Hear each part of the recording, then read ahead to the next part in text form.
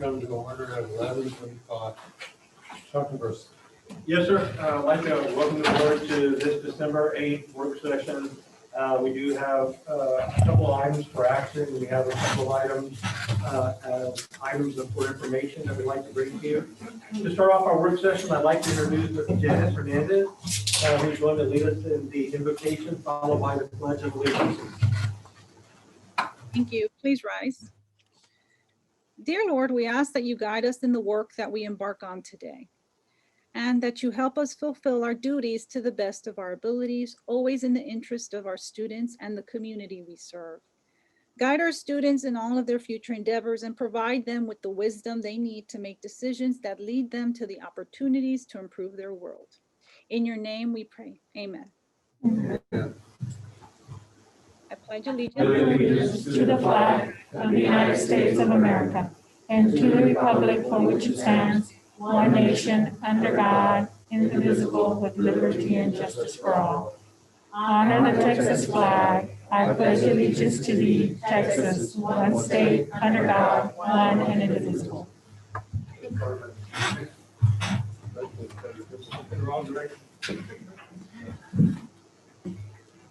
Mrs. Hernandez, I want to compliment you on your prayers every meeting. They're very thoughtful and they're very helpful to us. And I also want to comment that Sylvester may well be in the meeting. He had to be with the doctor today. He continues to need our prayers and continue to think about him as he goes through a very difficult time. The next item on the agenda is a public comment. If we have any, does anybody know if we have any public comments? No, sir. We had no one sign up to my knowledge for public comments as of yesterday. If it's okay with the rest of the board members, we're going to move to 6B to accommodate Dr. Fay, who has an appointment later on this afternoon. Thank you. Yes, sir. I just want to preface this. So we'd like to move to 6B to allow Dr. Fay to do the presentation. Because I know she is on a time sensitive, and then she'll vacate. And then we can go back because we also have other folks who are here for some of our other items that are up front in the Natatorium project and Brandon's presentation. And then when we come back to this, we can definitely be able to answer, because there's enough of us here who are involved in the aspects of the director of schools, the MDOS role, evaluation cycle, and talent management. So I know we have some other folks waiting, so I'd like her to do her presentation, go back to item with the Natatorium, and then as we get to this one again, we can spend more time on it, if that's okay with you all. But is Dr. Fay not going to be a part of the conversation? I can be by phone because I'll still be in a window where I can do that. Yeah. Does that work? Well, I mean, I don't want to do that to her.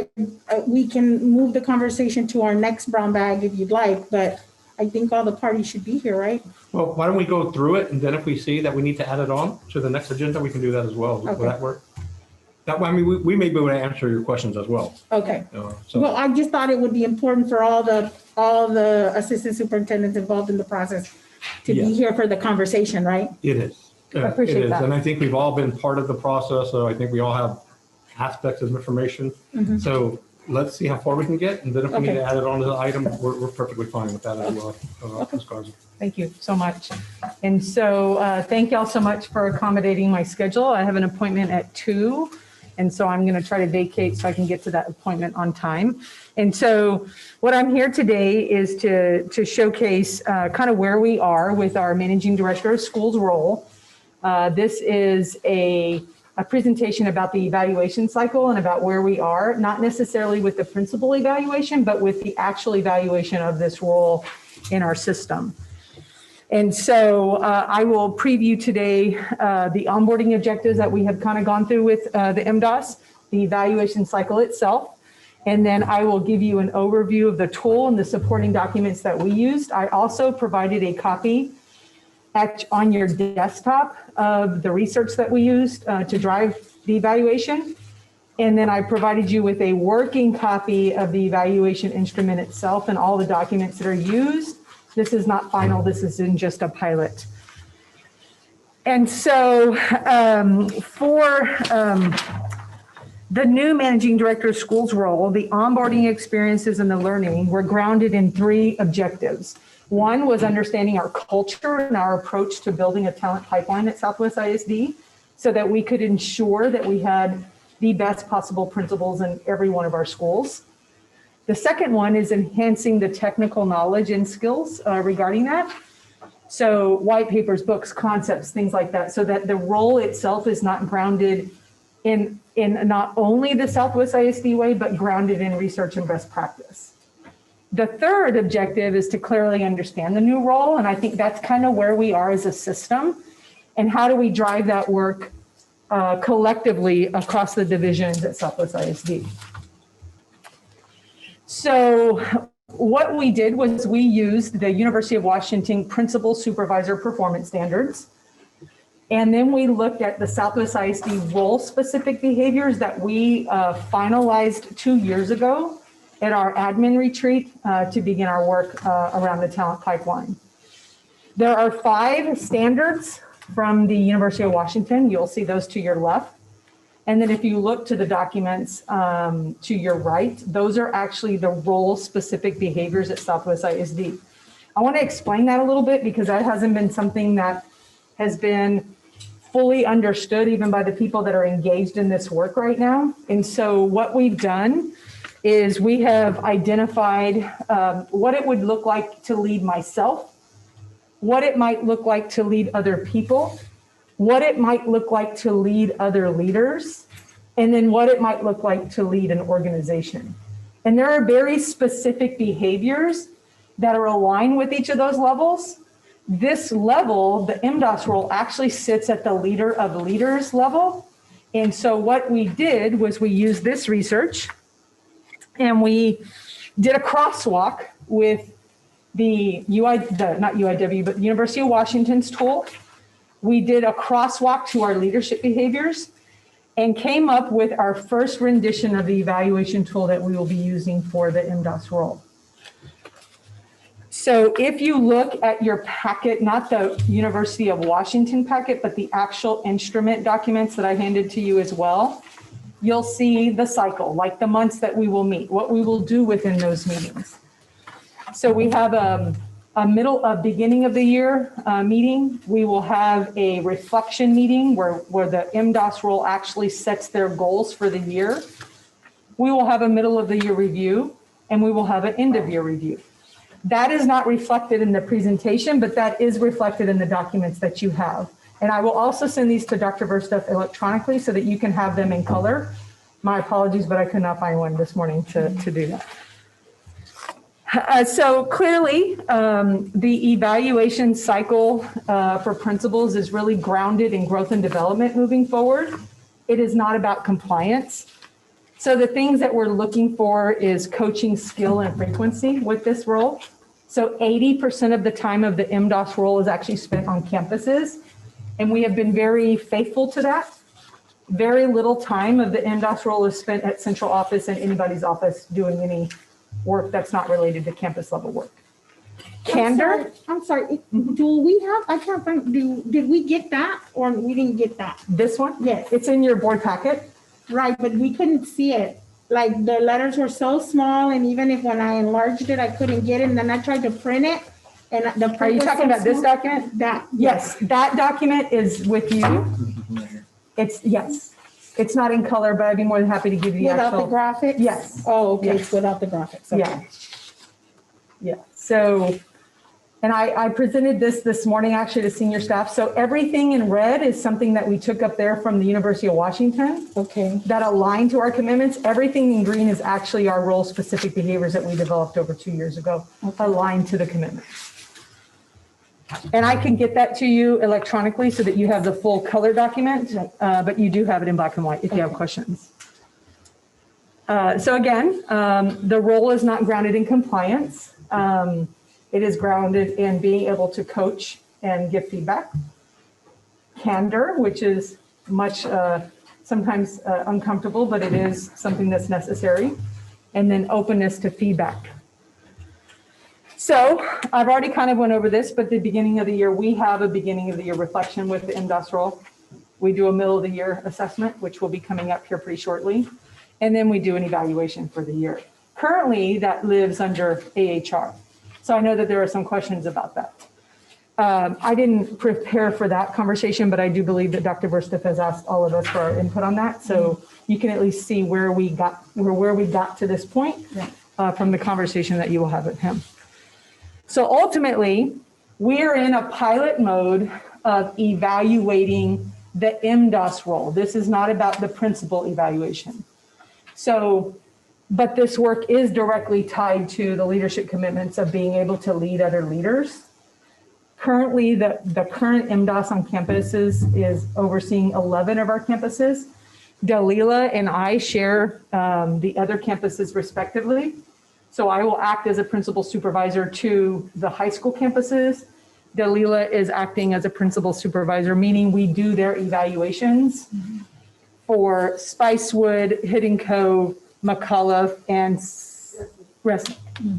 I just oversee the 3 high schools and JJ, which is the DAP principal. And so that's kind of where we are. I did give you the research documents so that you could preview where we got the information from. There was other research that we used to land on the role itself and the creation of the role. I can give those to Dr. V so he can share that with you as well. But the 3 of us and Dr. Verstup used that research to land on the role and the job description. This is us getting into the kind of the work of how are we actually going to evaluate the role so that we can give the return on investment to the district that we promised to our board, which I also provided with Dr. Verstup this morning. So, and that's it. Do y'all have questions? Yeah, I would say that a lot of this is driven too with our, I believe it was the second year, and you guys can correct me, and with our work with Holdsworth, really bringing our principals together and providing them kind of surveys, and then a forum where they were able to speak freely with us out of the room, just with a facilitator, asking them, what was missing. In, when you look at the student outcomes that happen in the Southwest, I think there are some really great points of pride, but I think we also know that there are really great opportunities for growth. And so when we look at big metrics, one, for instance, that I think I always come back to is the percent of our students who choose to matriculate to either community college, university, or some type of certification opportunity beyond their high school days. And so when we ask principals, there are good things to celebrate, but what do you need? The one resonating comment that I always recall that came forward was they wanted to hone their craft. They wanted to get better at being a leader, and they're exceptional leaders. That's not saying they're not. And so that was the biggest takeaway that we had when we know that what we do should be able to support principals at their campus, should be able to support their teachers on campus, that in turn supports outcomes for students at the end of that trajectory. And so that's where this whole kind of, trajectory was born from, were those conversations with principals, understanding that one of the most critical, important positions in our district is principalship. As a principal goes, so goes the school, and in 99.9% of cases. And so that's what we're trying to drive is how do we help principals get better in personal mastery? How do we help them get better in what data should look like and what actions and sustainability look like on a campus while you're dealing with 1,000 other things day to day at the same time. Move away from reactionary to being planful and mindful about what's important and how do you move those milestones with a plan. Because we do have campus plans, we have district plans, and this is about, and I've heard this from some of you, okay, that's a vision, what does that look like in reality now? And I think we're trying to figure out reality. This is what it looks like in some cases, and this is where you have to recalibrate and kind of do things differently in other places. So I want to give just kind of a prequel to what Dr. Fay was giving, because the question could be asked, well, why are we doing this? That's really why we're going down this road. From that, we brought information to the board, which you guys allowed us for the first time to create another position that kind of aligns between an assistant superintendent and executive director, which is the MDOS, the director of schools. In a perfect world, we would have 4 of them. But funding allows us to start slow and to see the impact. And so by doing that, we have other staff who step up and say, you know, I'll carry part of that pail of water right now in addition to what I do. And that's where Dr. Fay and Dalila and Leslie McClellan also contribute to participating in principal supervisors, because that's what we hear that they want. A day-to-day, someone to come on my campus, walk through me, have conversation and dialogue, ask thought-provoking questions, help me hone my skills so I can improve being a leader amongst leaders and a leader organization. And which aligns back to our mantra when we say we are Southwest. It's our commitment to service and growth and results. So we're trying to align everything to mean something. When we say we are Southwest, it's not just 3 words. It's basically, it means a whole kind of ideology in Southwest ISD. And that takes time, it takes work. I did want to share this document. And this is something I did not prepare in the presentation, but it's kind of like a historical perspective of where we've been as a state system with principals and their standards. But none of us in this room have been a principal at any time during the recent standards that are in place, right? So my last year as a principal was 2012, and I believe that was around the same time Dalila's last year was around that time, right? So the new standards didn't come into place until solidified really until 16, 17, which are very different than the standards that existed when I was a principal, or any of us in this room for the most part were principals. And so the state unveiled TPES at the time, the Texas Principal Evaluation System, whatever. And we didn't make changes in our practice at the time when that rolled out. And so we have some gaps, but we're trying to fill those gaps internally so that we can better grow and develop not only our principals that are sitting in the current chairs, but actually our APs and our teacher leaders to try to build up this pipeline so that we have ready leaders when those openings come up. Not to guarantee that they'll get the roles, but that we are trying to do our best to grow the roles in our own system so that we have effective principals in those seats when the time comes up. And so I will give this document also to Dr. Verstuff, but I think it's a good overview of where the state has been. And the expectations of principals now are very different than they were 5 years ago. Very, very different. And so we're learning as we grow. And this role is actually creating a little bit of friction between us, which is actually really healthy. It's not bad, but it is forcing us to kind of rethink how we collaborate together to support principals by the dynamic of having this new role to the system, right? So with growth comes struggle, and we either grow from that or we revert back to old ways, and we're hoping not to do that. So y'all have questions? I have questions, but we're gonna wait till the end, is what you're saying? Yeah, I mean, if you have to solve it. Well, I don't want to, they're not, I mean, you know, one question leads to another and it can get, so you had said that we're gonna do this and then we're gonna go to the end? Why don't we wait? And we're doing, we come back to the. Yes, right, that's, yes, okay. Okay, thank y'all so much. Thank you. The next item is item number 4. Consider approval of guaranteed maximum price for the Southwest ISD Natatorium project. Yes, sir. Yeah, if you want to fix this, Roger. Quick, I just wanted to touch base with you before we bring in the group that's here to visit with us and bring the GMP. On your desktop, you have on your desk there, you should have a sheet that looks similar to this. Do we give them this sheet to you? That's in the back of the packet? No.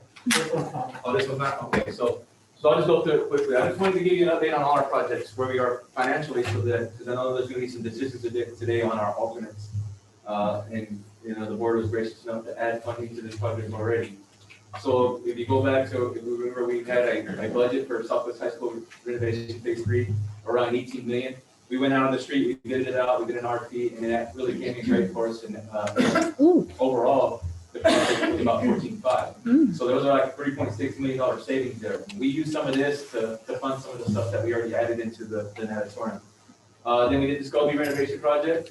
You see the budget there was 12.8. We put it on the street, got bids, and then we went with a contractor for 12.5, which we had about $185,000 savings. And that's kind of been the theme. The only project, I'm not gonna go over all of them, you kind of see where the funding ends up. But the only project that we did have come over budget was the middle school tracks, which we'll have to, back in the time when we had an over budget, we decided to avoid that RFP, and we're gonna go out again. So I am anticipating that probably is not going to change.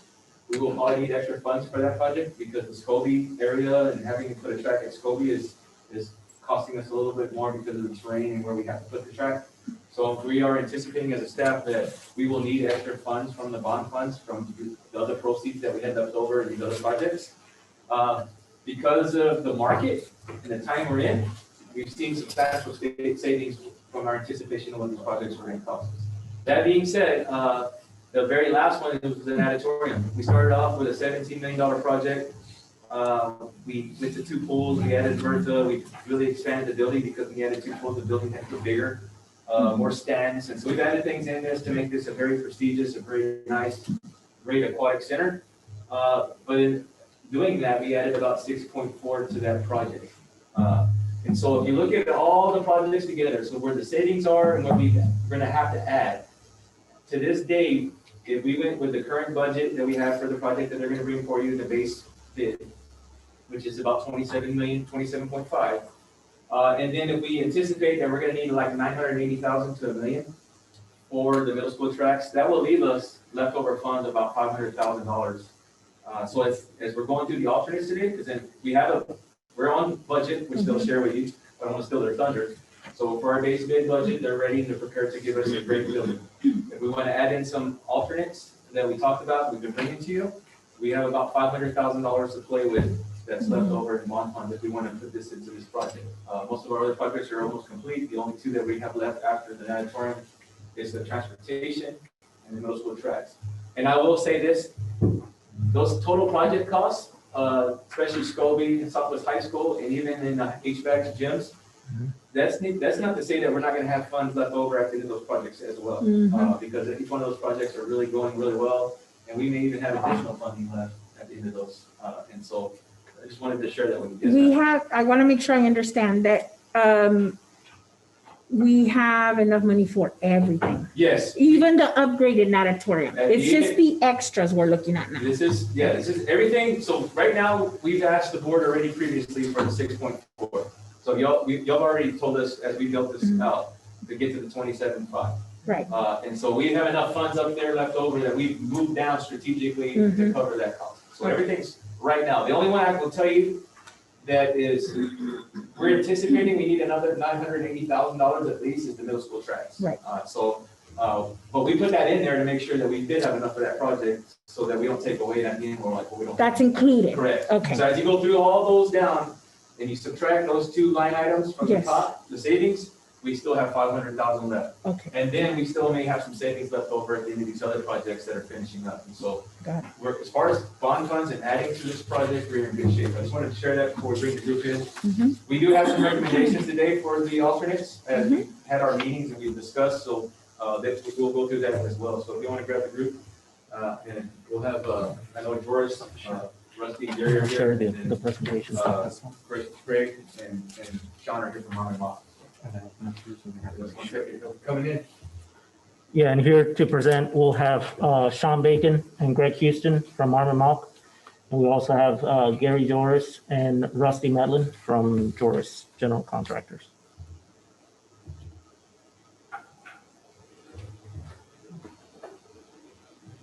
Okay. Hello. Hey guys. Hi. Hello. Yeah, I can come up here if you want. You want to sit in the back. Let me stand back. All right, we'll get it back. Let's let Sean. Yeah, Sean. Come up and. We're ready to jump in, Sean. We're ready to go. You're ready to go? Yeah, they're ready. Yes, sir. Go ahead. Well, good lunchtime, everybody. Thank you again for seeing us. Here we are.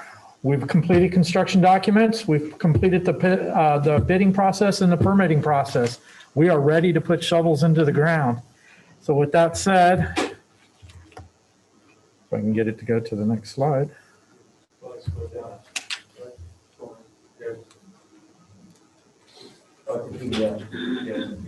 Yeah. So just a real quick snip of the image of the exterior of the facility. I think many of you guys have seen this already.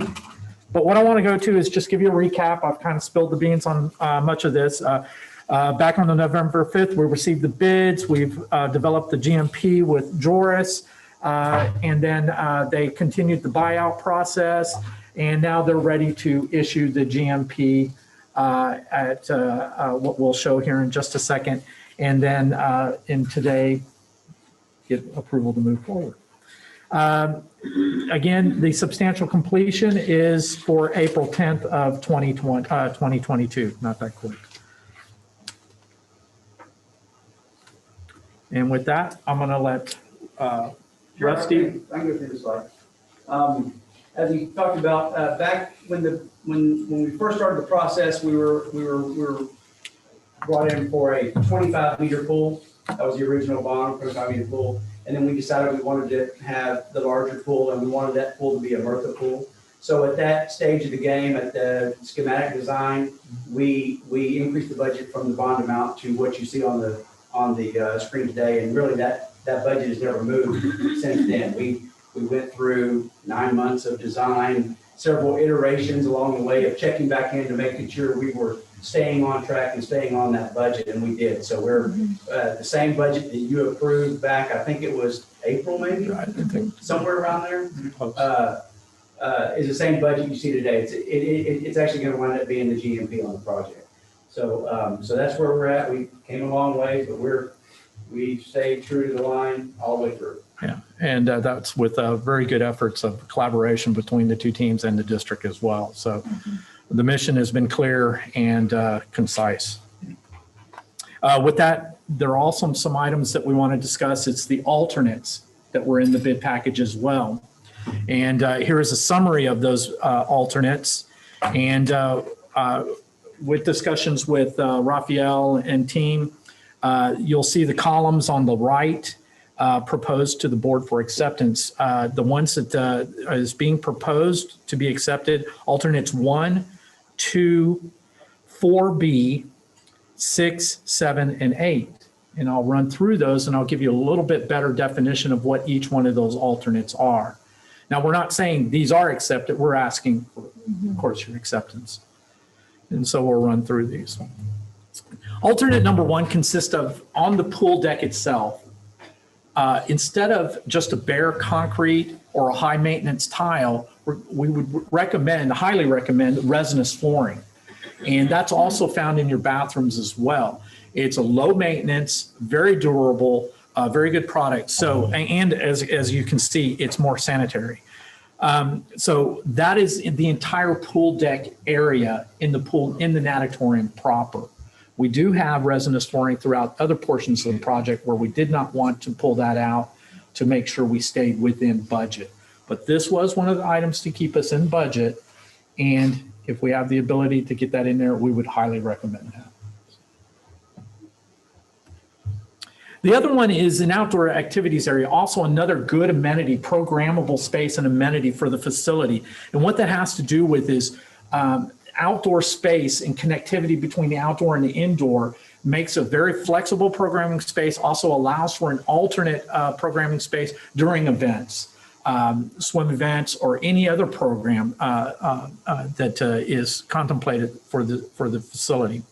And so what that includes is a fenced-in wrought iron fencing, not a chain link, a nice fenced-in area, some greenery on the outside, and some nighttime lighting for that. So it's a nice manicured lawn, level, and very usable, nice outdoor activity space. Hence.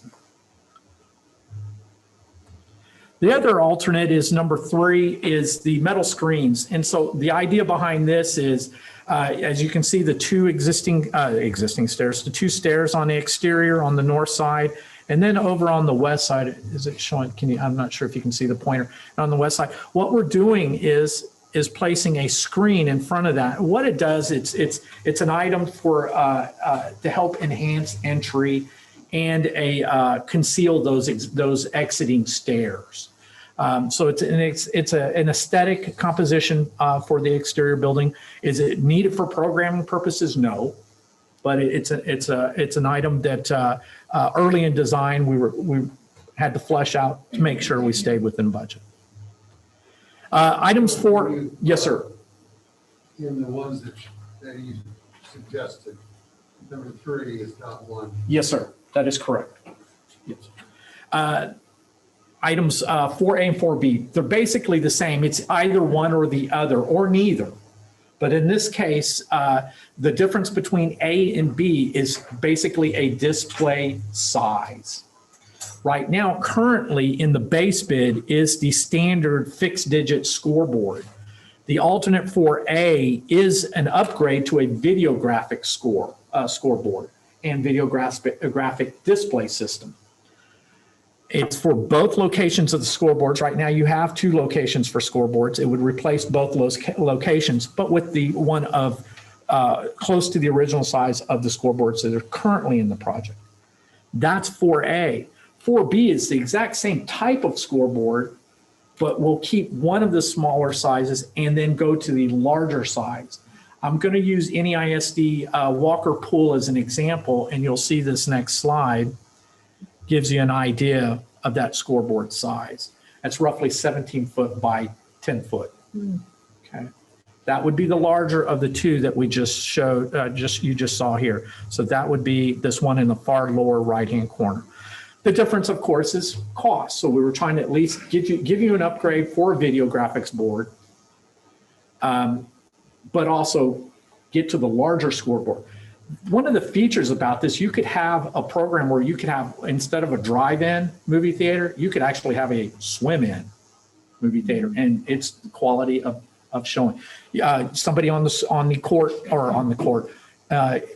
the Natatorium can actually interview and broadcast it live right there, not across the district or anything, but closed circuit.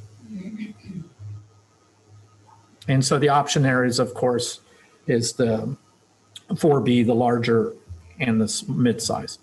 Alternate 5B, this is another one that is at this time not being recommended by a team, and that is the Veneer Limestone. The purpose of this Veneer Limestone is to accent portions of the south side of the building that face McCullough, and this stone would have matched or will match the McCullough stone there to make it feel more like a campus, or to tie in the 2 architectures, at least by that material effect. Alternate 6 is additional seating. It's not a high value dollar, but we reached close to the original goal, but there is a little bit of savings when we were trying to find some during design and make sure we stayed in budget. And that's the very top row or tier. So that could be used in 2 different ways. Right now, base bid, it would just be a flat tier, no seating, and people could stand up there. The other version, or I shouldn't say version, but the alternate itself is actually adds the seating. That's all it really does. It's 71 seats, additional seats for 771. Actually, that should be 777 seats. Alternate 7. Now, this one's a little more involved. We do have tile in the project, and that's what this alternate is about. But what it is, it's tile where we don't have true wet areas, showers. That's where we currently, in the base bid, we have showers receive tile, low maintenance material. But what we're doing here is we're showing you different locations where, for the value of this, less maintenance, much better appearance or aesthetics. And so the image in the upper left is, it's a grooming station in one of the student athlete locker areas. And then here is actually a bathroom area. And so I'll run through these and show you, give you a better clarity on the extent of this. So what I've done is just quickly on the first floor plan showed where the areas that we're going to be talking about. And then on the second floor, it's up at the public restrooms. So now we'll zoom in a little bit tighter. Here is the women's athletic, the women's team, and public with shared shower and shared restrooms. The blue on the face of the wall represents where there's new tile. That's a part of the alternate. The red is what we have in the base bid. So we're not buying a tile again for that. It's already in the project.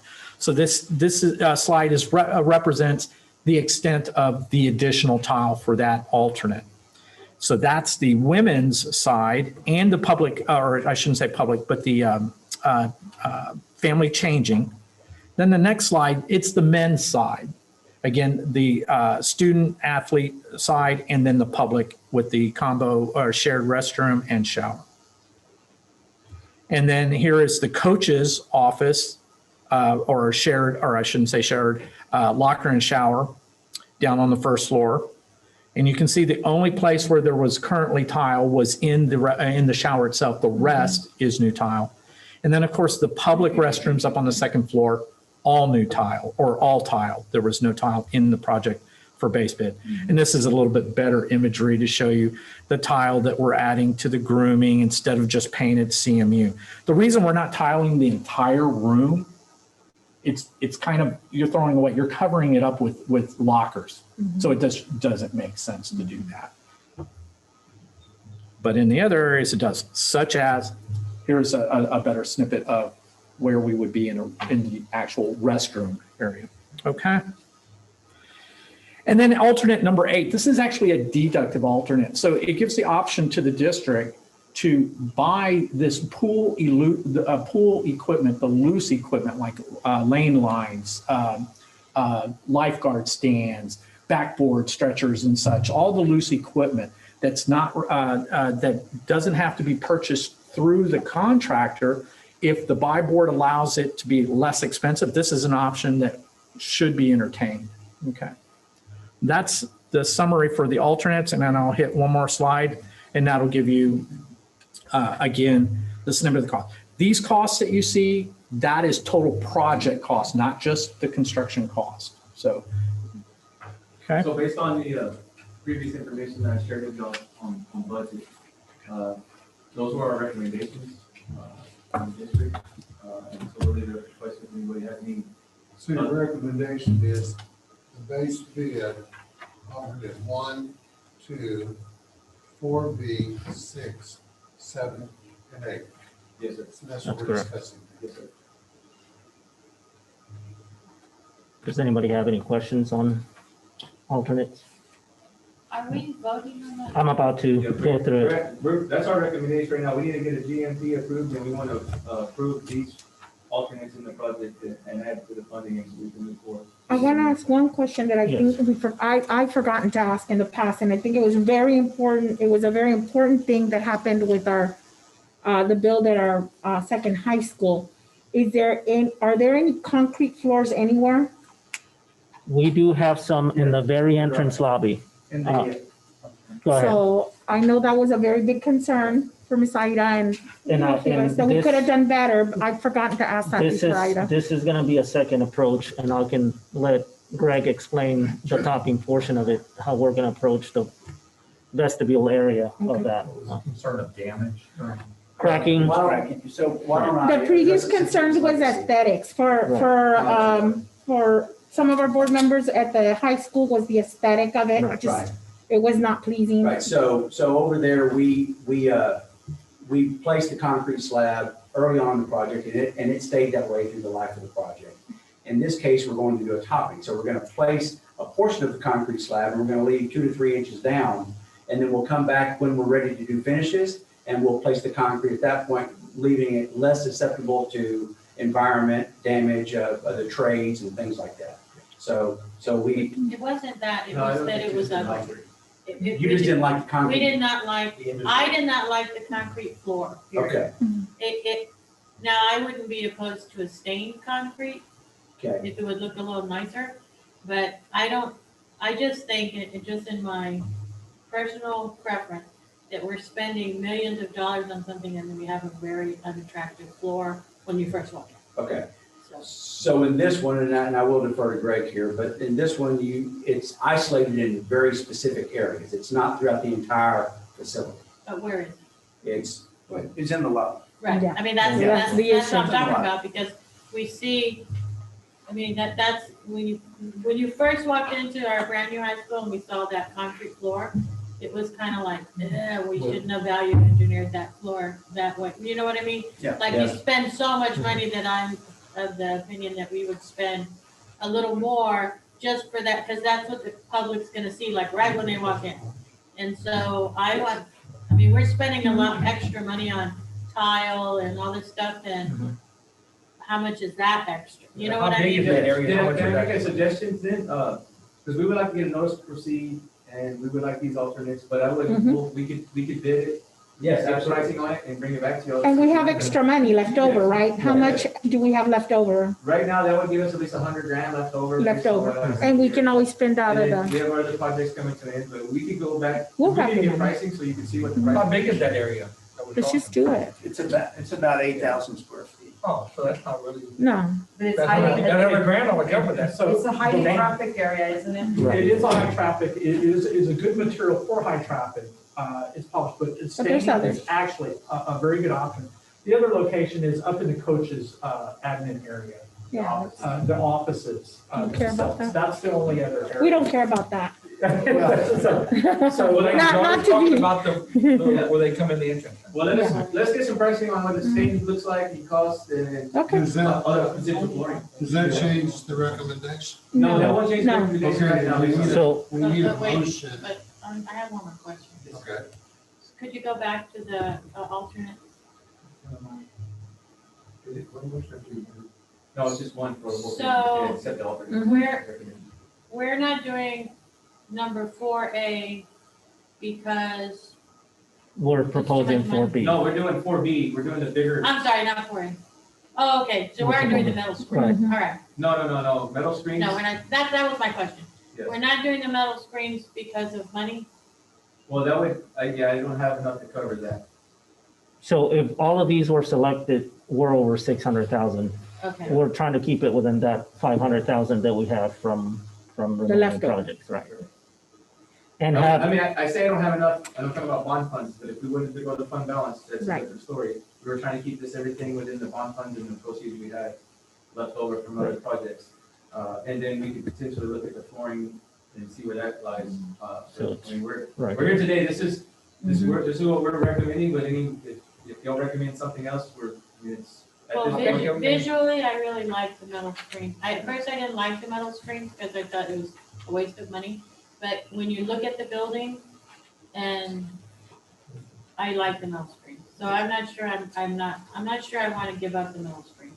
Okay, can I ask a question? If we do the building, we go with the alternate as is, and the building's complete, and then there's a desire for metal screens based on what we actually see, would it be around the same cost, or that cost going to go up? We can certainly hold that cost for a period of time, but I will tell you that we're being You told can the just look industry, it on the fund balance. next, first quarter next year, the price of steel is likely going to increase. Yes, yes. So. The economy's gonna ramp up again and So- everything's gonna go up. So that's what I'm saying. I mean, we can certainly hold it for a period of time, but we have to be conscious of that. So if that's a desire of the board, just include that item. Yeah, 87,000 guys. No, no, Already it's- finished. It's We'll do it. it's 130, 130,000. 131,000. Where's that? Okay. But I really think Yes, right. it's one of those things, like we were happy with the concrete floor for the visual part of it. I think that just makes it look more complete. And really in reality, it's not, but it almost gives the idea of more safety, right? Yeah. Because you're not seeing somebody walk down all the big old thing of stairs. So I mean, I would say I want that to be included in the bid, What number is that? number 3. It's number 3. The only thing I'll say with that is with the current bond funds that I do have left over, I will be short. So I would have to Yeah. put fund balance for the difference. Right. So I don't know exactly what that is, but I want that to be known for you guys. With what I have left, the proceeds from Yeah. here, I have enough to cover that, plus probably another 110. But what, So I probably need 20 or 30,000, then we can. Plus what we need for the floor. but the stained floor also. Yeah. Right, That'll come that's later, okay. We'll bring that back later. Well, I think it's worth it to do both things, because we want to be so happy with our facility. We don't want to be kicking ourselves thinking, oh, we should just. Shoulda, coulda, woulda. Okay. We're good. So I guess our recommendation would be that the board approve the base bid GMP of $24,282,065, plus the additional alternates approved here tonight, which will be 1, 2, 3, 4B, 6, 7, and 8. We need a motion. I move. Second, Who made the motion? I did. second. Lon made the motion. James seconded the motion. All those in favor of the motion indicate by saying aye. Aye. Any opposed? And I abstain. Okay. Good. All right. Good, thank you. Thank I you. could ask, I had your concern on the concrete before, was that because it was more the typical concrete look? Because we do a lot in our retail department, like the HEB stores, we have a particular mixed design that turns out real white. I mean, it's just a clean white, so is it? We'd like to look at here. Yeah, I think we can produce, we can get some samples. Yeah, that would be really nice, yeah. Yeah. That would be very little cost difference, but if you start going to staining there, it's probably there's a cost there, but we can come up with mixed designs that actually have a little more finished look than maybe what I think maybe you're. They put that in, Gary, when they pour, correct? Yes, it'll still be a topping. They want to do that so it's a better finish towards the end. We can adjust the mixed design. There's certain sands, certain cements, certain aggregates that will give a real light. We might have the pigment with, I'm sorry, the pigment within the concrete, so it's really a colored concrete more than it is a topical stain. Okay, Because a topical stain will tend to wear, okay, whereas if it's an integral color concrete, it will wear much longer. that'd be nice. I think what we'll do is we'll select about 3 samples or visits of a place where they've actually done and performed Yeah, that work. that'd So be you great. can either give it a thumbs up or no, let's go some other. And that will be our first look. Excuse me, we can actually produce some samples of what they would put in, Okay, that'd absolutely, be perfect. like a Thank you. mock-up. That's All a right. great idea. That's very good. My last thing, Yes. last thing I want to say before everybody leaves is, because I know we went through the design phase, the last 9 months, this team was phenomenal. Everybody worked really well, so I wanted to say kudos to all 3 groups. Thank you. And now, that was the easy part. Thank you. Thank you. Good job. Thank you very much. This is very good decision. All right, thank you. Bye-bye. Okay, the next item is consider approval of Yes, ma'am. employee retention incentive. Yes, sir. Last month, I brought to you all the employee retention incentive for full-time employees. Based on kind of where we are with the times and COVID. And based on what I looked at, trying to look at numbers within our own budget, this won't be a fund balance item, but we have some part-time employees that we created some criteria. If you work 15 hours within the school district at a part-time basis, because you had to put some kind of criteria together, because you had to just draw some kind of mesh point. And there's about 24 individuals that work more than 15 hours. And so we like to incentivize them for, and it'd be a retention incentive for them to work for the year for us. And so for them, that would be a $500 retention incentive. We also have a lot of substitutes that are working almost daily in our campuses because of the pandemic. We felt like we needed to incentivize that group to stay with us for the rest of the year. And so we came up with a threshold. If you sub more than 20 days up to 39 days, you would get a $400 retention incentive, and anybody that works more than 40 gets a $500.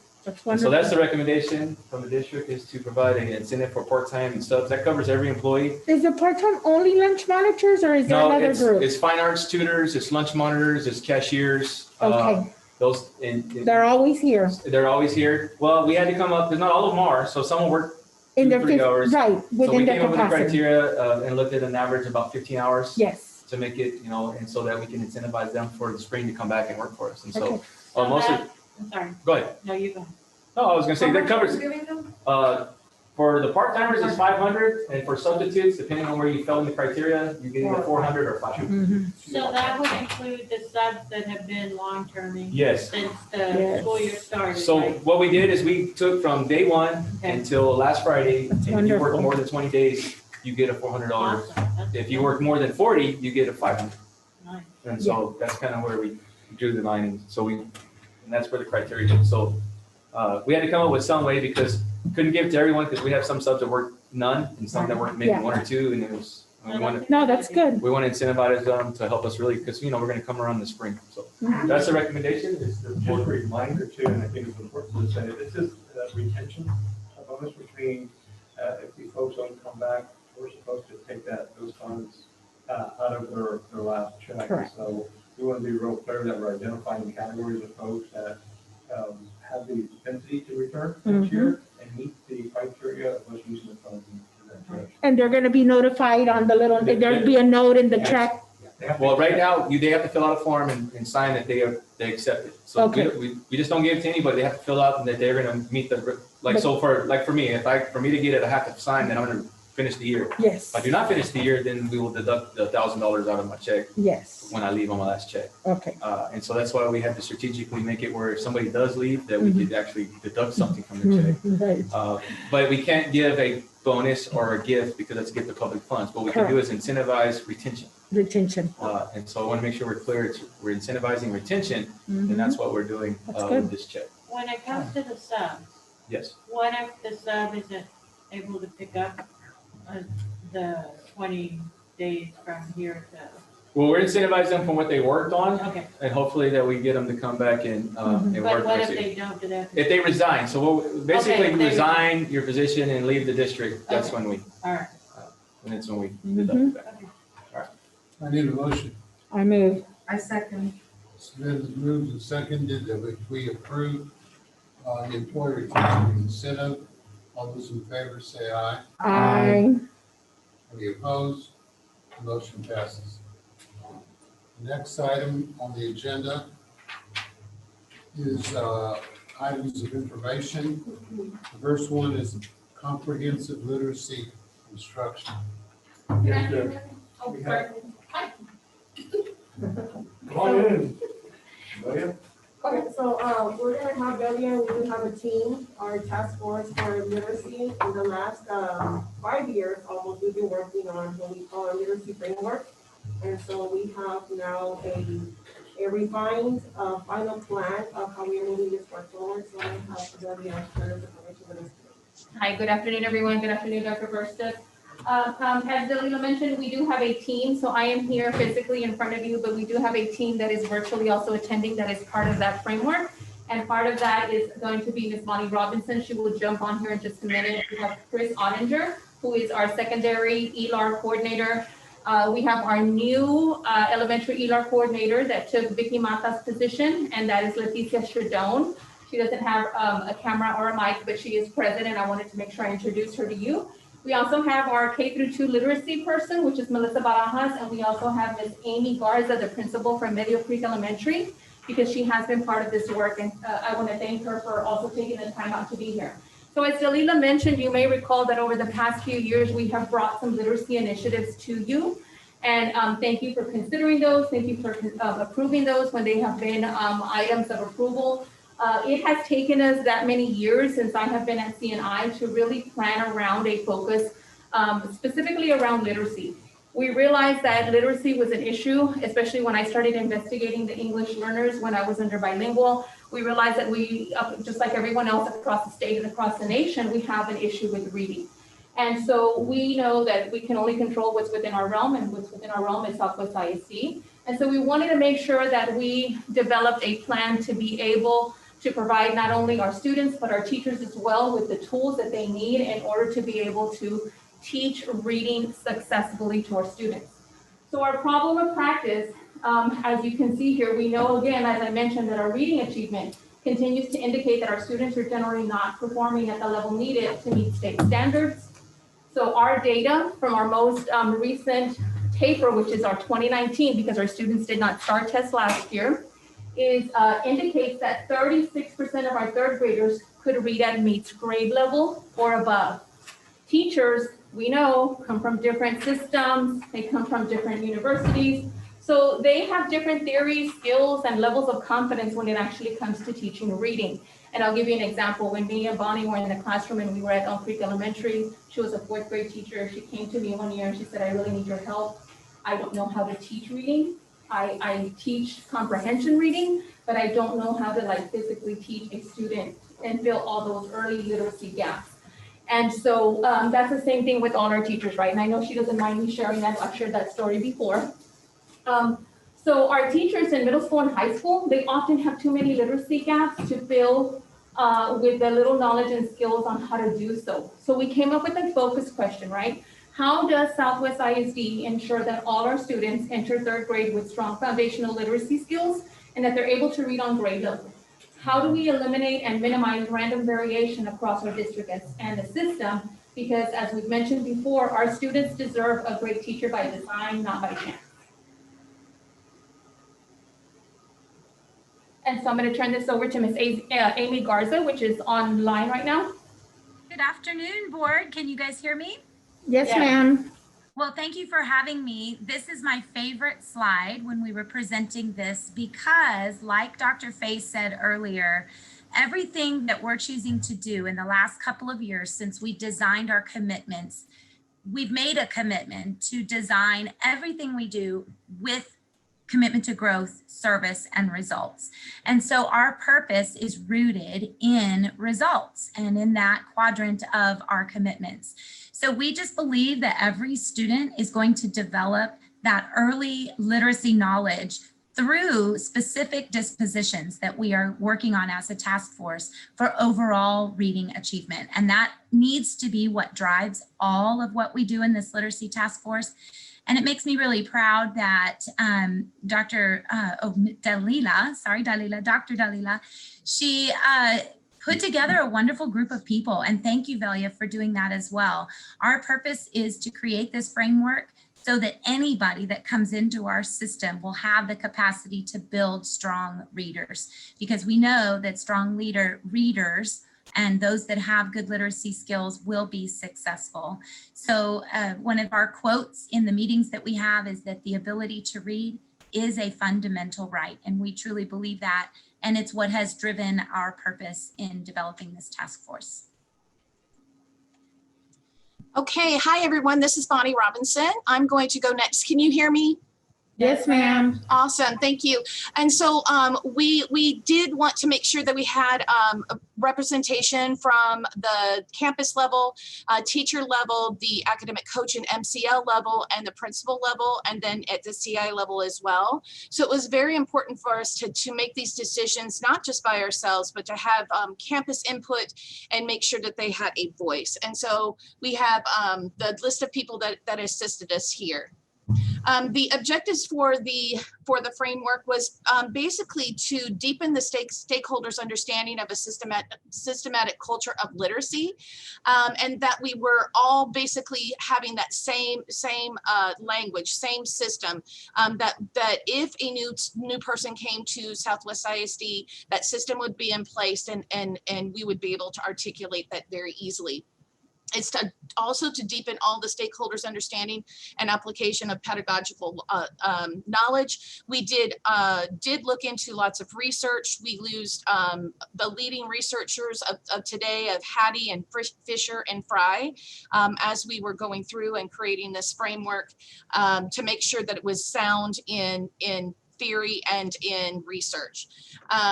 Number 3 is that we deepened all stakeholders' understanding of building literacy capacity, that all teachers are literacy teachers, and that we're sending the message that reading does not just happen in a language arts setting, in a reading writing setting, but it happens in all content areas. It happens in arts, it happens in PE, it happens in science and social studies. So we want to make sure that we made it very clear that we feel all teachers are reading teachers.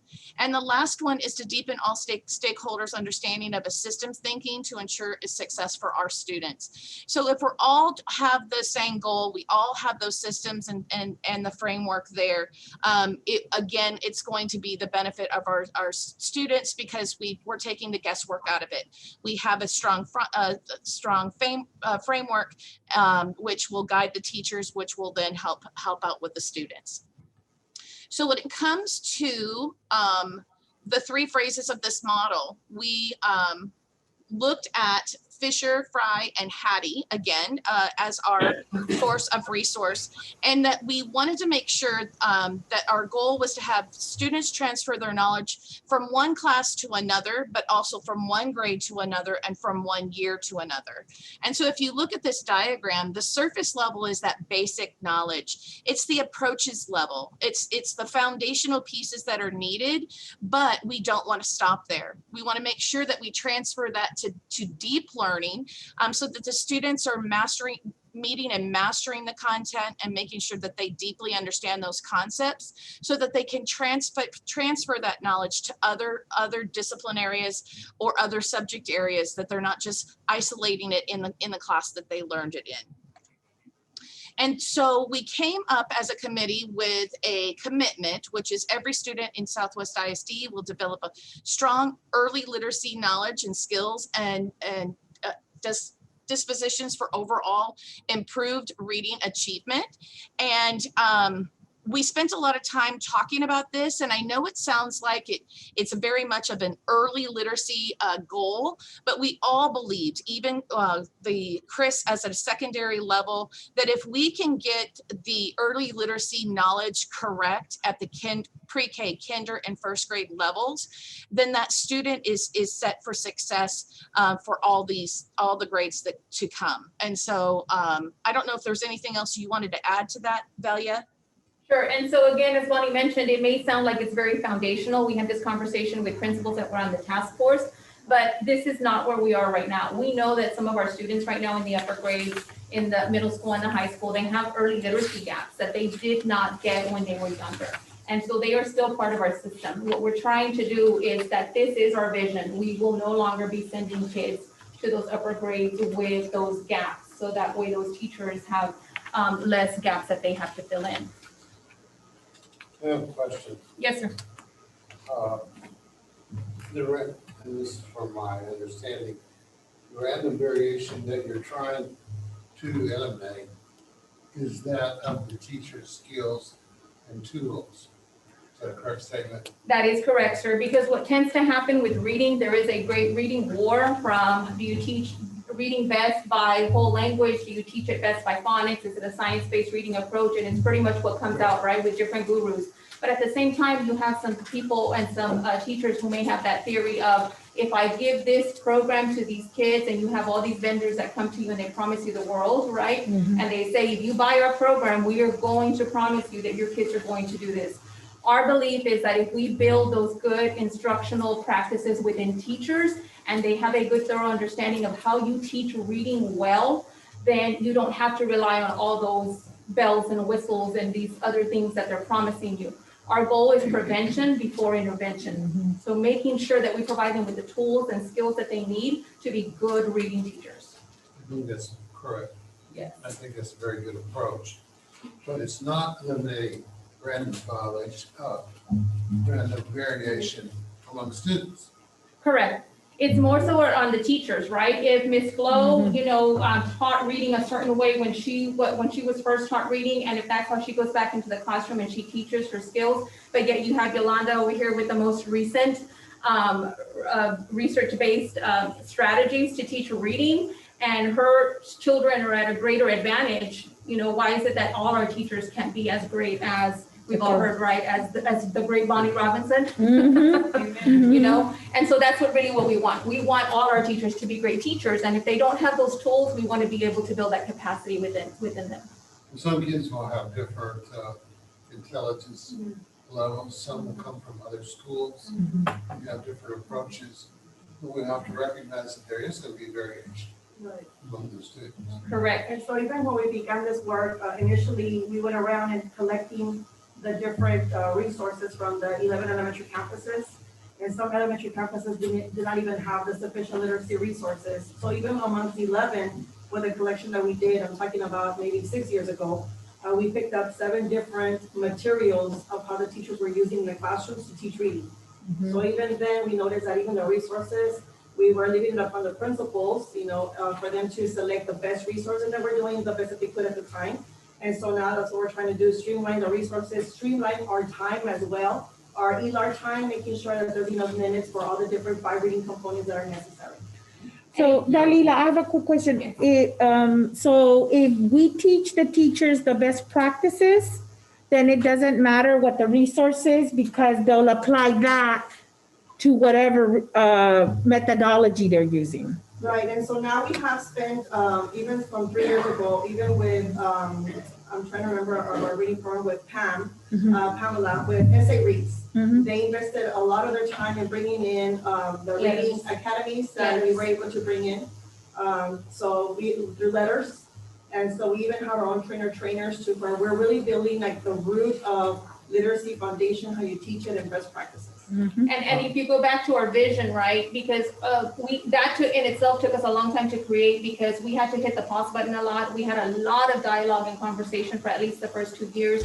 Because when we talk about where do we want our students at a reading on a 3rd grade level if that student's supposed to be 3rd grade. But you may have a student who very well came from somewhere else or maybe didn't have schooling before and is reading at a kinder level but belongs in 3rd grade. So are we expecting that teacher and that student to produce 3 years, kinder, 1st, 2nd, and 3rd grade, 4 years of growth in that amount of time? What we're expecting is at least 1 year's growth with every single teacher that they get. If they do higher than that, then that would be great. But all our kids should be getting at least 1 year's growth as they sit in our seats 1 year. The teachers may be new. The teachers may come from a different school. And they're always going to wonder, why are you telling me how to do it different?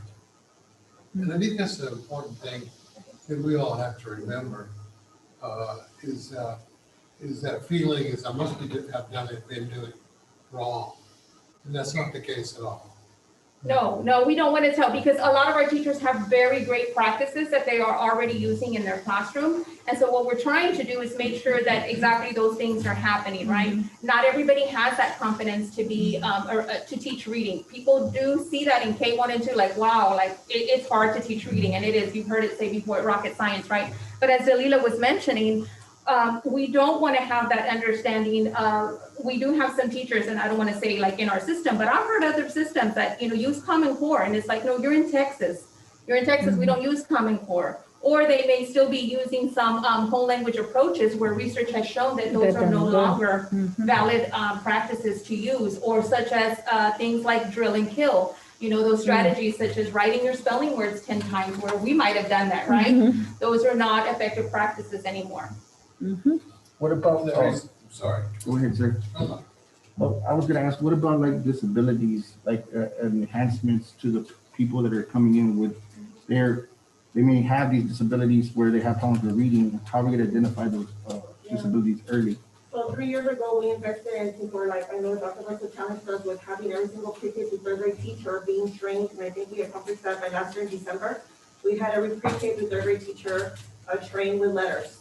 And so because we do have our own internal trainers, we didn't have to wait around for a consultant to come in, but we did our own work here internally. And so the state has also allowed and provided additional funding with HB3, House Bill 3, for the dyslexia services. And we have an entire department that is now focused on early intervention. So we have some very specific assessments that have been designed by the state. And also internally, we've been able to create some additional screeners in order for us to be able to detect early and not wait until the kids are in 3rd grade, which is by 3rd grade, we already have a huge learning gap, a huge literacy gap, that by the time they're in 3rd grade, then they're missing out the letter sound, very simple skill, but very important skill that it carries on and it builds up to the other 5 reading components. So one of the things that with the SBR, the scientific-based reading, the big thing is around the academic reading academies is the 5 reading components, where even as early as pre-K comprehension, they could be reading a book, listening to a book, and we can also be asking questions for comprehension. So that was one thing that we were pretty much, we were not on the same page when it came to that, because the understanding whether comprehension belonged in 3rd grade and up, because that's where the test comes in. But in pre-K and kinder and 1st grade, comprehension is something that we are also really, with now our K through 2nd specialists, something that we're definitely nailing in and making sure that it becomes a practice that is important to us, that the 5 reading components is important for every single grade level. The reason I'm interested is I have a daughter who's a 1st-year teacher. The first thing they tell her was, you have to change the way you teach reading. and she calls me and says, yeah, why did I go to A&M for 4 years? You know, I'm gonna teach you a different way to do it. But what y'all are doing is wonderful.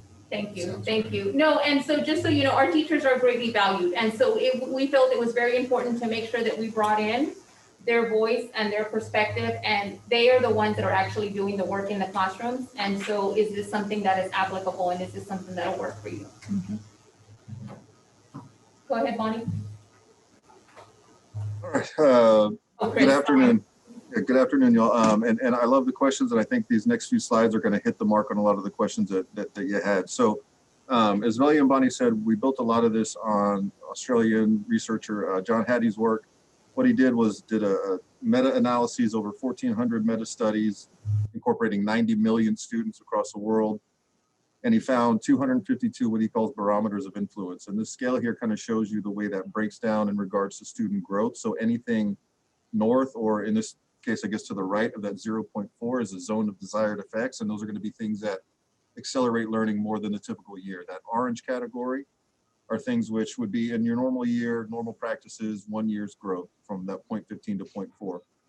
Below that, at the yellow, are basically conditions that students will be able to learn experientially, just in the nature of you know, obstacles they encounter and whatnot. And then anything below that 0 are those things that are deleterious to student learning. And they're categorized into several domains: the school, the student, teaching, curricula, classroom, and the home environment. So some of those things are out of our locus of control, but there's plenty of them that we can incorporate into the work that we do.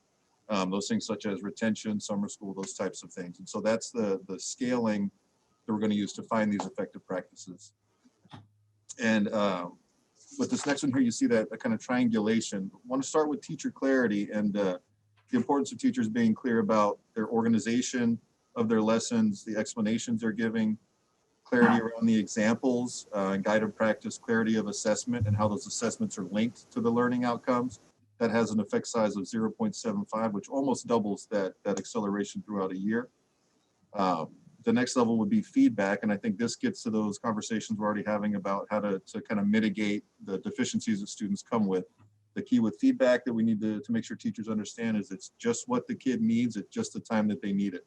Sometimes we make the mistake of giving all the feedback, and it becomes overwhelming, especially to our struggling learners. And as we give that feedback, then we can push kids into the small group learning, which can help us, I think, again, mitigate some of those factors, random or otherwise, that are creating these deficiencies. And those small groups will be individualized based on student needs and built on a growth mindset, where even the kids who come with the largest gaps in learning, they're still bringing something to the table that we can build upon until that next waterfall and that next learning outcome that those individual students might need.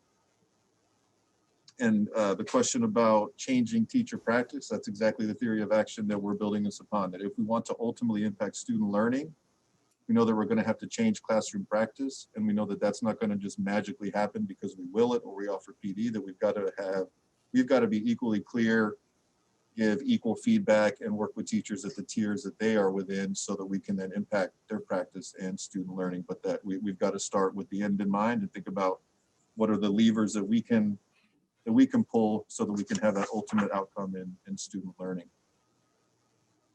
And a part of the project here is creating these priorities. And I think this gets to that heart of what Velia was talking about, that it's practice and not programs that are going to be the key here, and trying to find that vertical alignment from what are we asking elementary teachers and students to do, and how can we replicate that through the system, so that one, we don't have to reinvent the wheel every year, that kids know what to expect in literacy practices, the teachers, as they have some mobility throughout the system, they also understand what those things are. And for anybody new to us, just this foundation of this is what we envision literacy instruction to be in our district. And you know, there's not one right way to do it. There's several wrong ways, as Velia and Dalila were talking about. And so I think that this can still allow for some relative autonomy with teachers, but just these basic undercurrents of what instruction should look like. And so you can see at the elementary level, it's that idea of differentiating in small groups and using the Walpole program for those foundational reading skills. In writing instruction, making sure we're using authentic text as mentors, so that kids as emergent writers can emulate and imitate those authors' moves, which are the things that they're reading for in their analysis. Teak-specific instruction aligned to the depth and rigor of the teaks and being intentional about the grade level teaks while also scaffolding any learning gaps. You know, sometimes we walk in and see the same or very similar lessons from 6th grade to a 10th grade classroom, and making sure that we're really giving teachers time to learn about the new standards and to really hone in on what that means for their specific grade level. Repeated reading, so not just looking at a text once and going in with a defined purpose for each subsequent read. Are we here to interpret it and react as a human reader? Are we trying to comprehend on this read, or are we digging into author's craft and purpose, which is where, you know, more than half of our STAR tests live, and all the college readiness exams as well. Secondary, you'll see some very similar threads, more exposure to authentic and diverse texts, teaching skills and craft through literature instead of teaching literature. So your job is not necessarily to teach Romeo and Juliet as a text, but we're going to use Romeo and Juliet to talk about use of figurative language, for example. Again, that idea of grade level teak specific instruction, repeated reading, and letting kids know the value of going in repeatedly to a text. And similar to the elementary, once we've analyzed those texts, making sure the kids can squeeze out some intentional author's moves that they can then practice emulating and imitating as they create their own products across all the genres. Thank you. And so as you'll see here, we took a little bit of a different approach when we started planning for the alignment of this framework and designing it, because what tends to happen right away is when we find that we have some identified needs, is we go straight to number 4, right? Well, we need to provide PD. We need to provide teachers with professional development. And that's the first thing that we go to. But we took a step back and we did some intentional planning, and we got a lot of guidance from an organization called Loki, a grant organization, also ASCD. So we reached out to a lot of people to help us collaborate on this stuff. And so the first thing we said are, what are those essential instructional literacy practices that we know are going to give us the biggest bang for our buck? And even if we're not seeing them right now, we need to name them. We need to identify them first, right? So we identified those first. We identified what are those essential literacy practices that we want to be seeing in every single classroom, every single day with every single student, regardless if they do have a disability, regardless of what, right? They are still entitled to those same opportunities. And so the second thing that we did is, I was just talking to Dalila about, you know, all the work that's come up to this point. So aligning policies, funding, and resources. The state's constantly going to be changing things. They've put out reading academies, HB3 goals, they've changed the ELARTICs and things like that. So we have to make sure that our framework can still have longevity and sustainability. So what we do is start aligning our policies, our funding, our resources. What is the state asking us to do, and how is this framework going to fit with that? So that way it's not an additional thing that teachers or principals and students are having to go through. The third thing that we did is we developed local literacy leaders. At our last principal meeting, we asked all our principals to go back and identify literacy leadership teams. They may already have admin teams on their campus that help them through their day-to-day operations, look at data and PLCs, but we said, what are you specifically talking about when it comes to literacy? What are your goals? How do I know literacy is a priority on your campus when I walk in? What does it look like? What does it feel like? What does it sound like? Right? I should be able to walk in and say, I know here that at Sky Harbor Elementary, they value literacy, and that is a priority on their campus. And so then we went to number 4. Then we said, okay, now that we have all these things identified, now we know what kind of PD we need to provide them, as opposed to, I'm going to train them on this, and this, because that's, you know, all the buzzwords that are out there right now. That's not going to be the case. That's only going to that's going to be a fad. And then what we're doing now is we are developing our teachers' instructional skills through coaching. So now that the principals have done that, the principals have identified their campus literacy priorities as well, because they may be different from one campus to another, because students are at different levels and teachers' expertise are at different levels. And so then now, how is it that we're going to go in there and conduct some inquiry cycles around what you're asking us that you want support with? And then how are we going to coach and feedback teachers around that, right? Which is now we're implementing something that we know is good practice. How are we monitoring it? And then how are we coming back and supporting teachers on it? And so this is somewhat of what our timeline looks like, right? Just for this year, since this was our launch, but know that there have been 2 to 3 years of planning that has happened around this. This is just our launch for this year.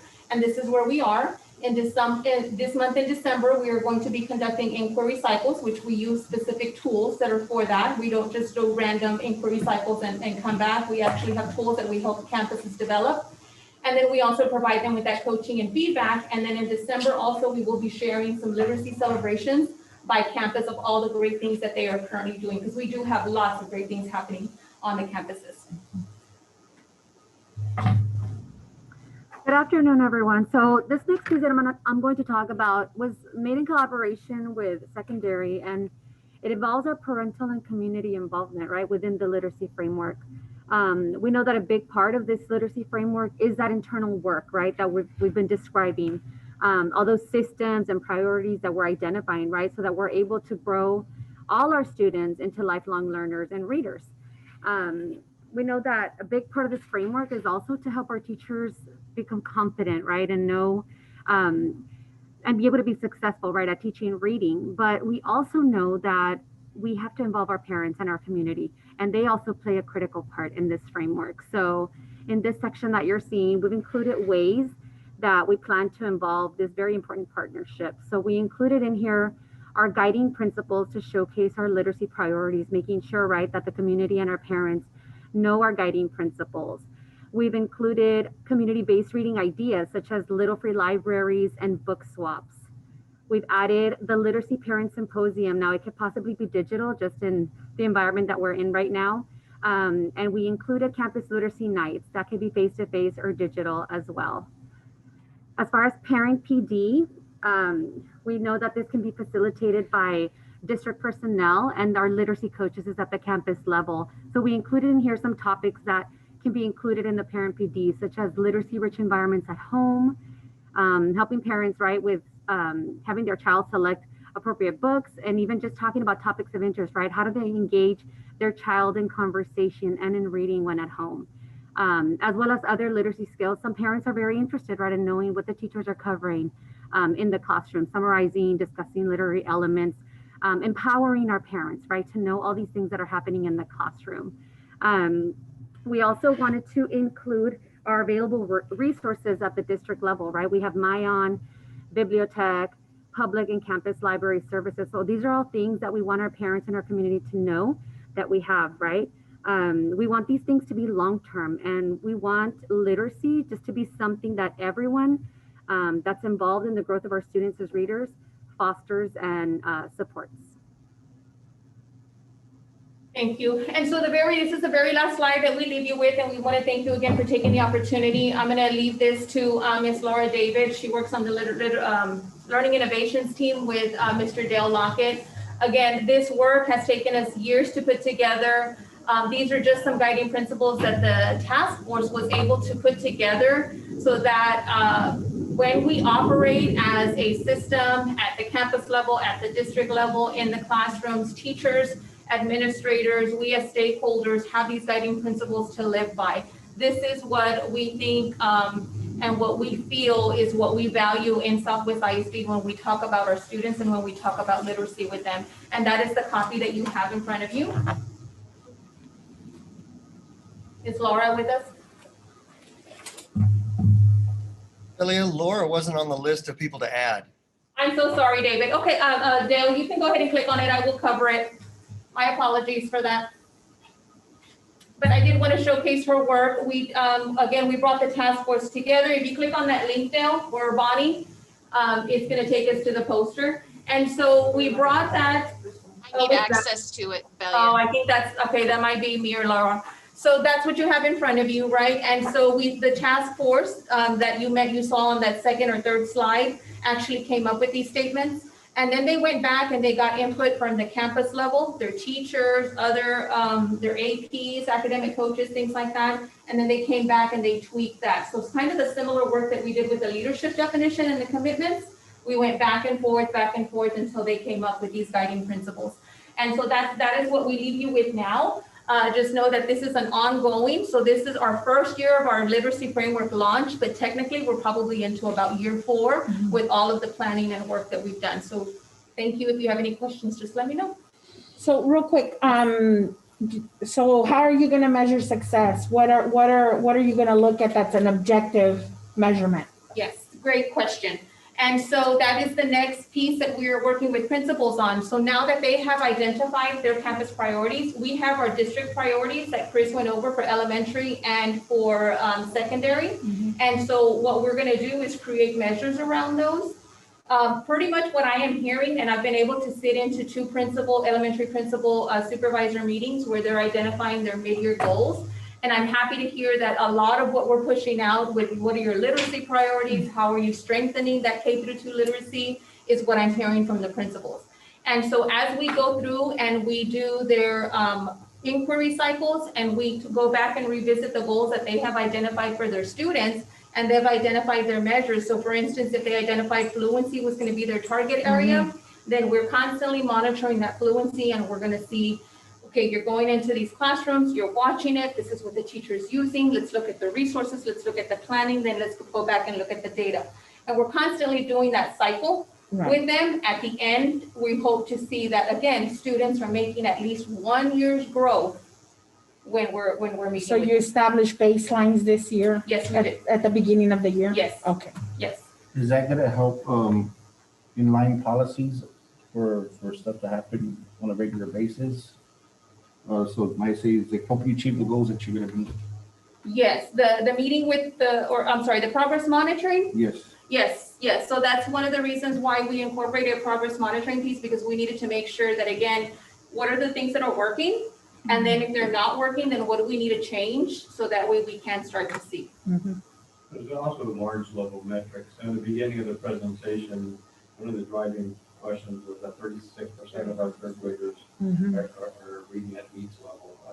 Then we talk about the students who are approaching, which means they're at grade level, but they have some gaps. And so ultimately, to answer your question from a higher elevation, is that 90% of our students, one out of every 10 students that in third grade are reading at the needs level.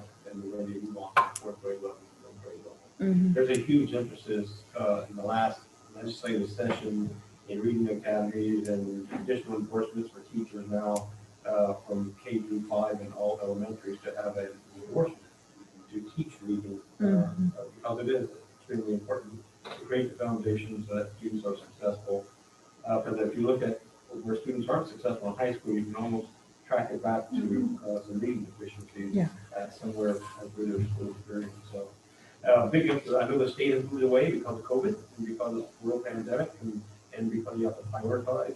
But I applaud curriculum instruction and all the principals and teachers and task force for their effort to make this. Don't move it to the back burner. We'll deal with COVID, but we also know the importance of teaching and learning and moving forward, especially early childhood education. Well, I think that's probably where we're going to see the biggest loss with our kids, right? Because reading, if you don't practice, if you're not on it, you slide back. So having all this in place should allow us to ramp the kids back up a little bit easier. So I think that it's perfect timing, actually. Even though it's a hard year to do it, it's the perfect year to do it. We did put a pause on it last year because we had Frontline coming out, the new ELRTs and the textbook adoption. So we put a pause button on it. But as I mentioned before, we were undercover, still driving a lot of the initiatives around it. So they were still happening. And so this year we said we can't put the pause button anymore. We have to do a full launch. And so again, I'm glad to hear that the principals are actually having these conversations, and so are the literacy coaches, and really working on these areas. One of the things is we may not have STAR. I don't know. We may not have STAR. Who knows, right, what that data is going to look like. But we do have other measures in place just in case. So that way we are monitoring something. Right. Thank you. Thank you. Thank you very much. Thank you. Thank all of y'all. Thank you. According to the agenda, we move up to 4B. Does anybody have any questions or any discussion there? 4B. Yes, sir. 60? Well, it's Joanne's question. Yeah.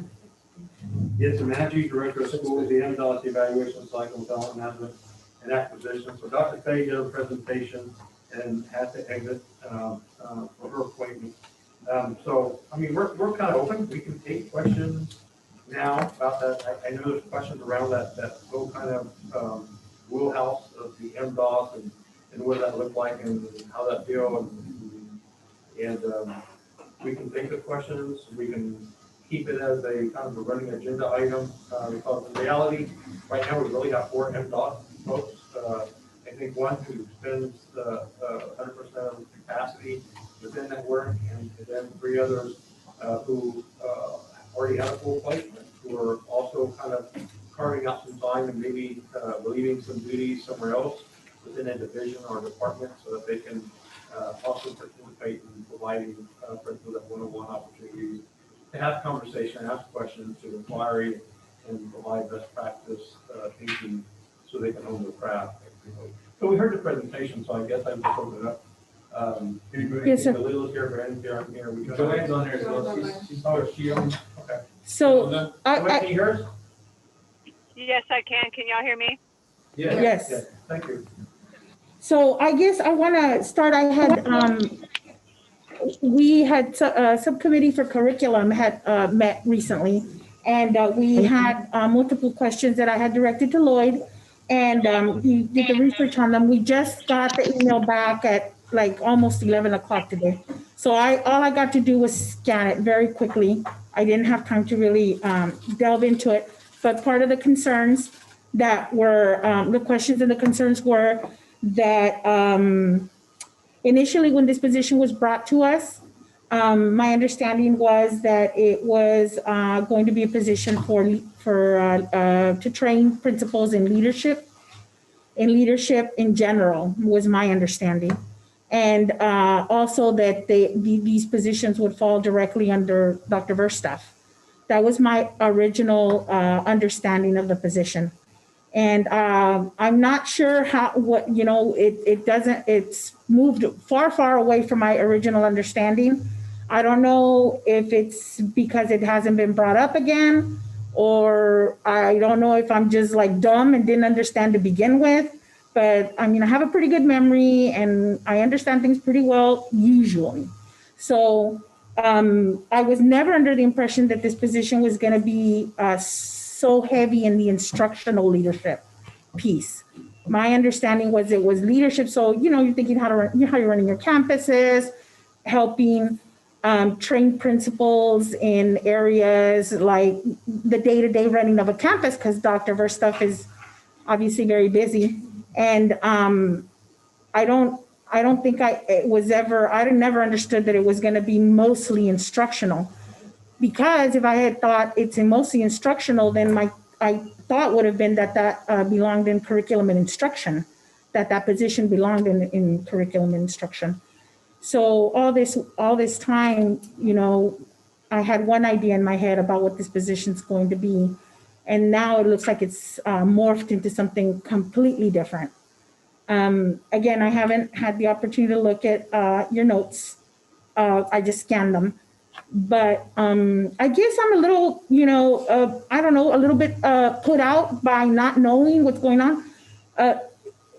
When I was asking Dalila questions about this document that was coming up, I was having a hard time seeing it. I had to blow it up. I couldn't really access it very well later that weekend.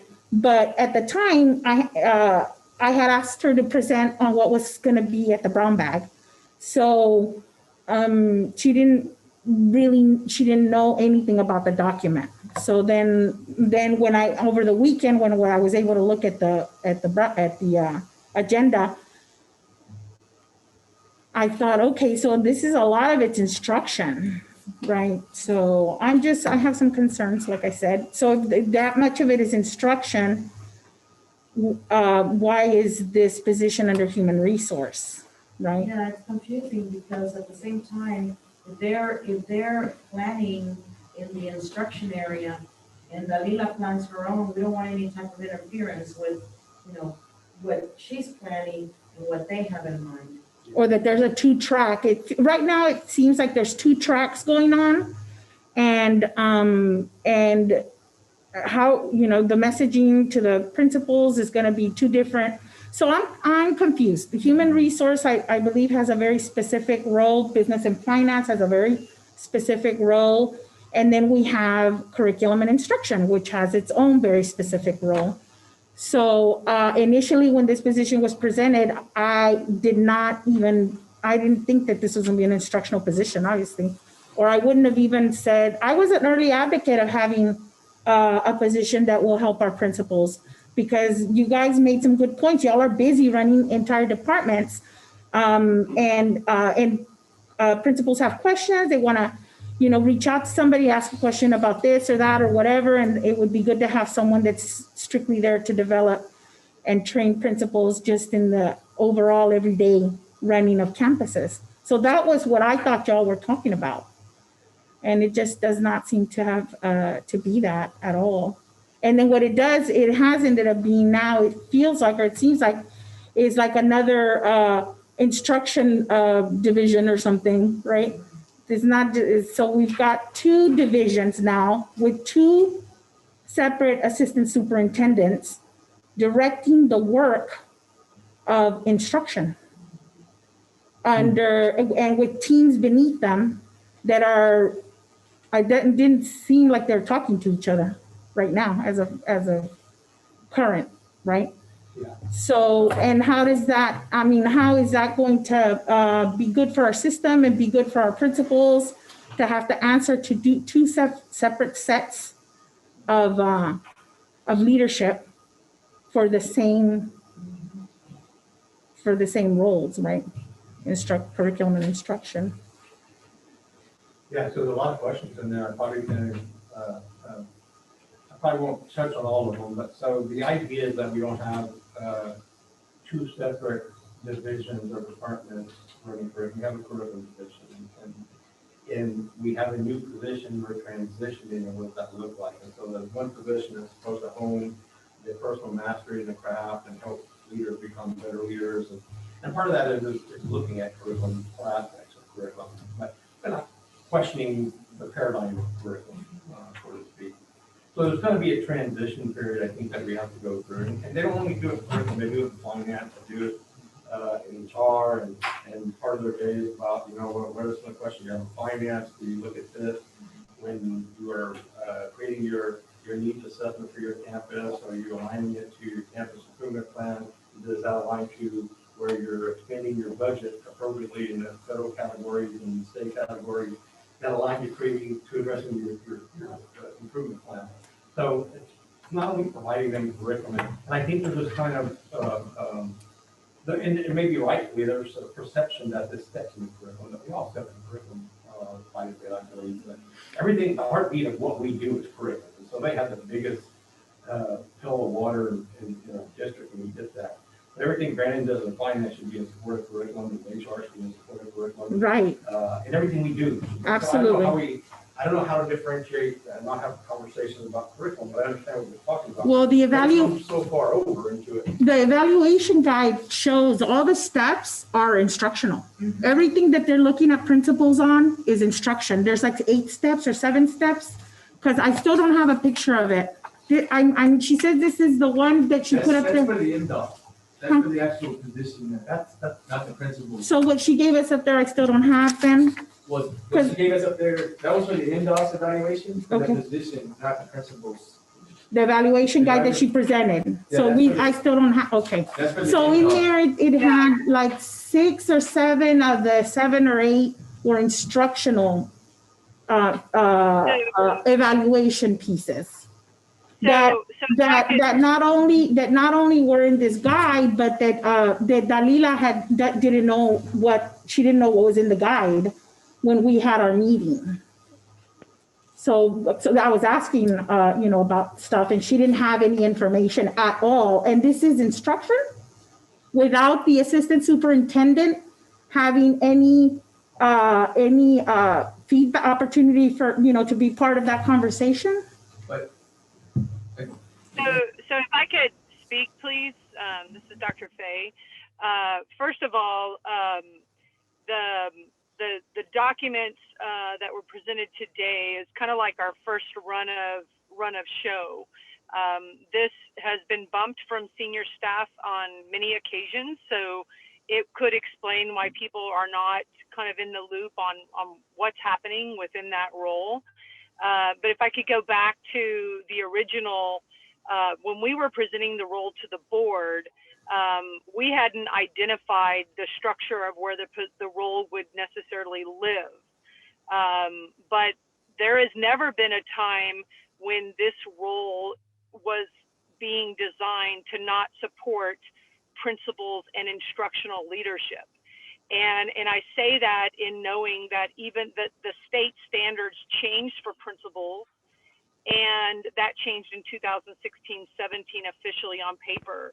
And the principal standards are almost 100% geared towards quality instruction.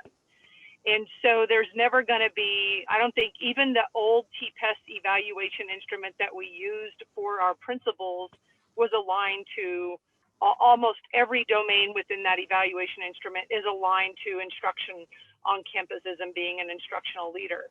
That doesn't necessarily mean, however, that you have to be the expert in instruction, which is where the expertise lies, and that is in the curriculum instruction division. And so if there was a discrepancy in how we presented, it was in emphasizing the instructional capacity of the role. The other thing is that we did set up, when we were planning the role, and that was Dalila, Brandon, myself, and Dr. Verstuff, we specifically were struggling around this collaborative structures for how this MDOS role would interact across all divisions. So what we did is we designated that regardless of where the role sat, and at the time we had thought maybe under the deputy, maybe under the superintendent, maybe under curriculum instruction, at the time what we knew we wanted was for there to be a weekly cadence of meetings that was happening with the MDOS role. And so, so that's kind of where we are. I apologize for not necessarily including Dalila in the evaluation components of this role, but evaluation itself really is an HR function. It is not a function of curriculum and instruction. So I think we could get into that argument on both sides of this. But there's never any intention of, you know, we're onboarding this new role. We're navigating how it fits across all divisions at this point. I never meet with curriculum and instruction and the MDOS role. That is specifically separate from anything that I'm doing on the HR side as the oversight of the role currently. And the other thing is that in the collaborative structure, since we started through right now, the MDOS, official MDOS, has included the executive directors for both elementary and secondary at every meeting that they have with principals. And I believe that that's been a pretty healthy structure, at least on paper. I'm not in those meetings, and I don't believe Dalila is in those meetings as well. But I think that from the perspective of trying to drive change for principals, we're definitely adopted a role, and we're working through kind of the evaluation cycle of that role. But we went through a 2-year pilot, Ms. Garza Lopez, over the principal evaluation tool, which was presented out on 2 or 3 different occasions, which we just officially adopted back in August. And that particular instrument too was led by HR, and there was a committee that developed that work that consisted of people from curriculum and instruction and APs and principals. And so I think that, so I know we're in this kind of state of maybe misunderstanding where we're going, but I think that the direction is to figure out a structure and a way to truly support principals in their capacity to lead their campus. And that's always going to cross over every division. And I think where we are now is just trying to figure out how does that line up the right way. And so that's kind of my input into the conversation. And if you have questions of me, I'd be glad to share. I also shared with Lloyd that I'd be glad to share every meeting deck, that we had in the development of that role. And so I can't imagine there to be a misunderstanding of where we were going with the role by anybody that served on that committee. And so that's kind of. Let me just ask something here. We're running out of time. And I don't know if you want to continue this but several people have other commitments. Mhm. Is there another way? Yeah, you can actually put on the next, we have a January round back, you can actually add it on. That would be great. That would be real good. That would be wonderful, Yeah. yes. We can have some more time. Yes, And, to clarify, yes, to read. Can I just make one quick comment? sure.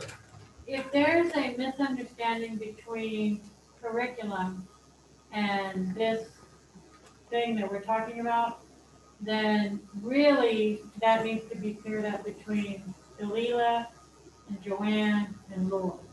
And then once y'all figure it out, then you can relay it to us because we only approve the position. You're not responsible for making sure that position is run correctly, that's your job. Right. So and we can definitely ask the questions that we want to ask, but ultimately that's Delila, Joanne, and Lloyd.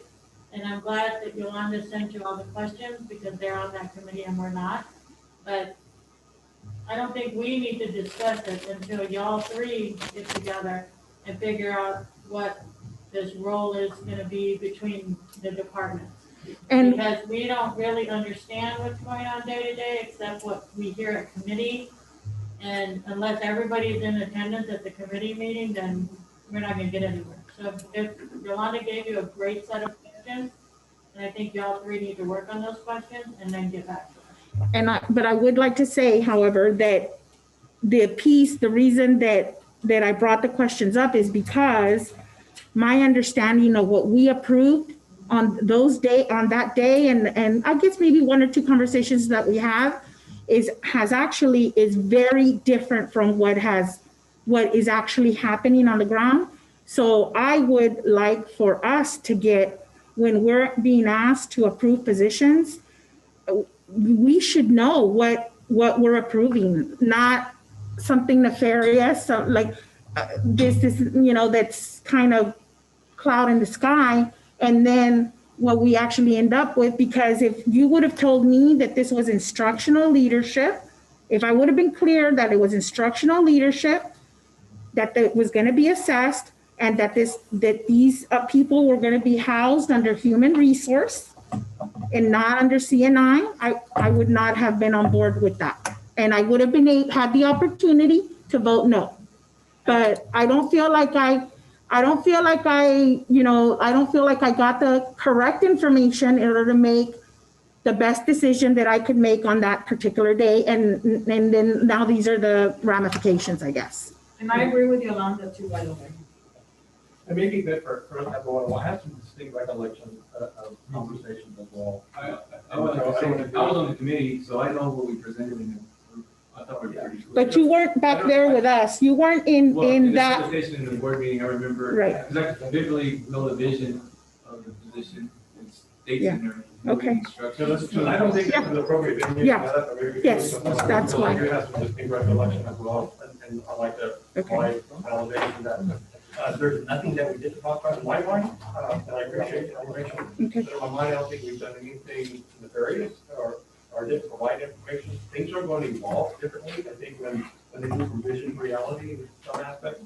But I don't think And I didn't use the word in a negative way. I just meant like something you can't grasp or something that I didn't mean it like in a dark way or anything like that. Is there a closed session? There's no closed session today. Okay, then we're through. Oh, yes. Okay, do you have anything else? I'd like to invite everyone, I know you guys got the text, but a big congratulations to both of our high schools. Playoff football game this Thursday, December the 10th at Alamo Stadium, Southwest High School versus Breckenridge. The next day. Have you been seen? Yes, sir. Okay. Joanne, can you mute? The next day at South Legacy Titan Stadium, Titans, who broke history for co-district champions, will be taking on Highlands. Also be doing a homecoming celebration and halftime for them. Some of you have signed up for the Blue Santa Drive, which is taking place this Saturday, December 12th, right between the CTE building and Southwest High School loop. And a big special congratulations. We found out today that Scobie Middle School remote learner, is Marie Ramos Cosme, won the Region 20 Holiday Card Competition. And I think that's like 2 of the last 3 years for Southwest students. great job. So That's that- all I got. That's Thanks it? for. Okay, meeting adjourned. Thanks, sir.